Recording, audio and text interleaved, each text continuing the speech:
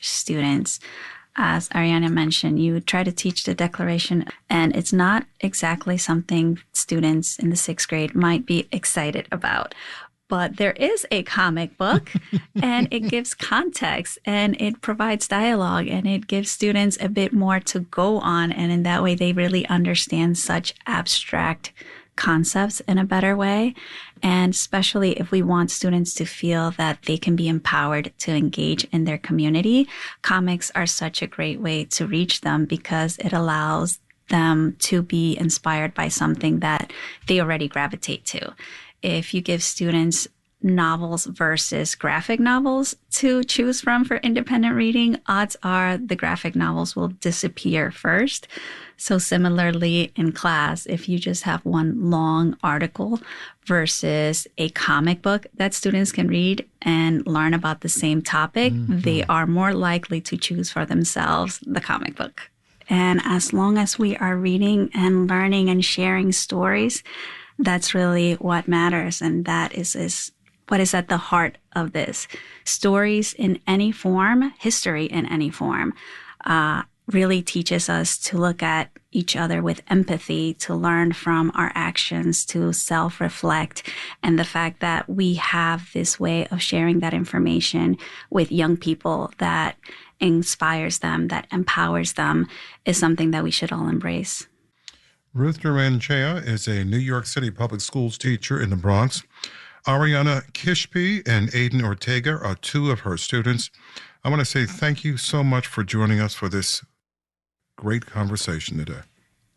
Thank you, Thank you so much. you. I absolutely love this conversation. WNYC is supported by the Joyce Theater, presenting Sergio Bernal, the former principal dancer of Ballet Nacional de España, brings his first evening-length program to the U.S. October 23rd through 27th. Tickets at joyce.org/WNYC. Marketplace Morning Report is next, and later on Morning Edition, the UK considers sanctioning 2 Israeli ministers to pressure the country to stop violating international law. More on that in about 15 minutes. 46 and clear right now, sunny and near 60 today with a breeze from the north. It's 6:52.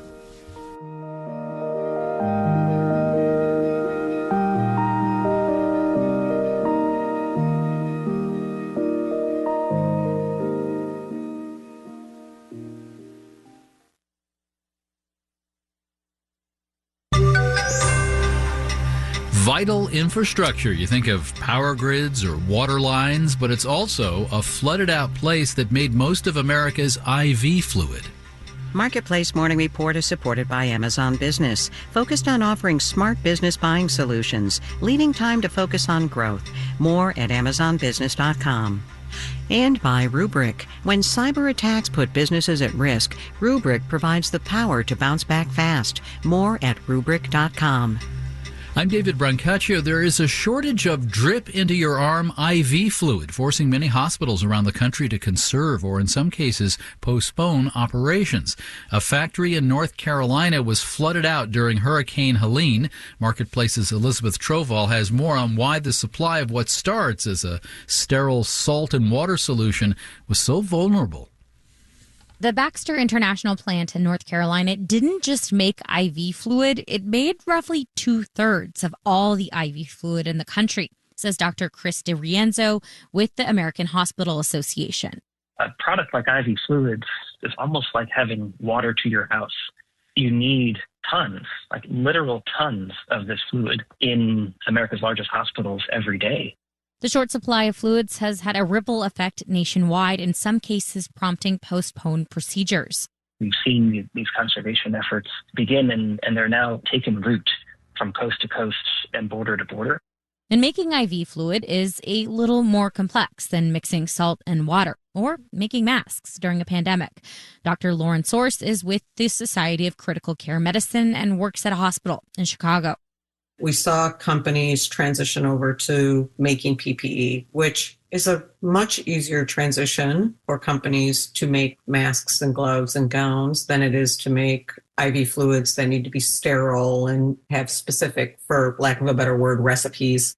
She says while hospitals are having difficult conversations about who gets access to limited IV fluids, with vulnerable critical care patients, there's no ruling out fatal consequences.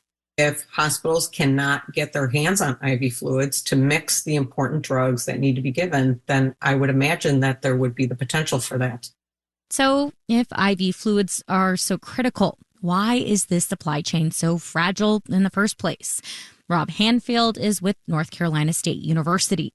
Healthcare is traditionally very price focused. If the margins are very low, not a lot of people want to go into that business. He says because it's not very profitable, there are few U.S. producers, and IV fluids aren't easy to import. They're heavy, they're bulky, and they don't cost a lot. So you tend to produce them in the same country where they require, those bags and where they're being distributed. The North Carolina plant will likely take months to get up and running. For now, the government is taking emergency measures to backfill the broken supply chain, including temporary permission from the FDA to import IV fluids from factories abroad. I'm Elizabeth Troval for Marketplace. Markets, S&P futures are up 0.4%. NASDAQ futures are up 0.8%. We'll get the official tally of retail sales for September later this morning. Right now, a story on what you put on your skin tells us about the vibe of consumers this year. It's about what the cosmetics and more company called Ulta Beauty revealed about competition and less demand during its quarterly investors briefing this week. Here's Marketplace's Stephanie Hughes. Face masks. Hair masks. During pandemic lockdowns, we couldn't get enough of them. And then, when those lockdowns ended, we wanted to buy makeup again. You're now coming to a time where, all of that is slowing. Kelly Crago is an analyst at Citi. She says now demand for products like masks and mascara is normalizing, which has meant lower growth for retailers like Ulta. And it now faces more competition to sell those things, says Dylan Carden, an analyst at William Blair. You've got Sephora that's opened up stores in Kohl's. You've got Off-Price. TJ Maxx in particular is increasingly talking about their beauty opportunity. And you've got online migration. To counter that competition, Ulta is opening 200 new stores over the next 3 years. Carden says beauty products have historically been purchased IRL, and people are getting interested in what Ulta's selling at a younger age, says Citi's Kelly Crago.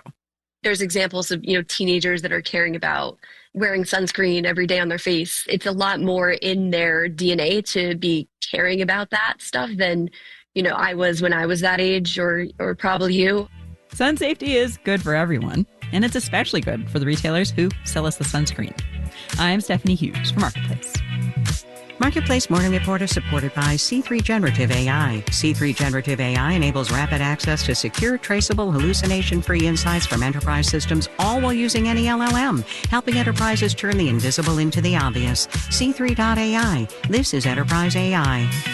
And by JLL, a commercial real estate leader helping business sustainability with ROI of up to 175%. JLL.com. JLL. See a brighter way. You know how bank ads end with the announcers, member FDIC. The Federal Deposit Insurance Corporation will give you up to $250,000 of your dollars back if your bank goes belly up. The FDIC gets into the news when banks fall apart, as with Silicon Valley, Signature, and First Republic about a year and a half ago. The FDIC brass meets today. Marketplace's Nancy Marshall-Genzer has more now on where deposit insurance money comes from. The money in the Deposit Insurance Fund comes mainly from banks. They're required to make quarterly payments to the FDIC, kind of like insurance premiums. The fund earns interest by investing in things like treasury bonds. The fund is backed by the full faith and credit of the U.S. government, meaning it can turn to the Treasury Department or Federal Reserve if it's depleted during a crisis.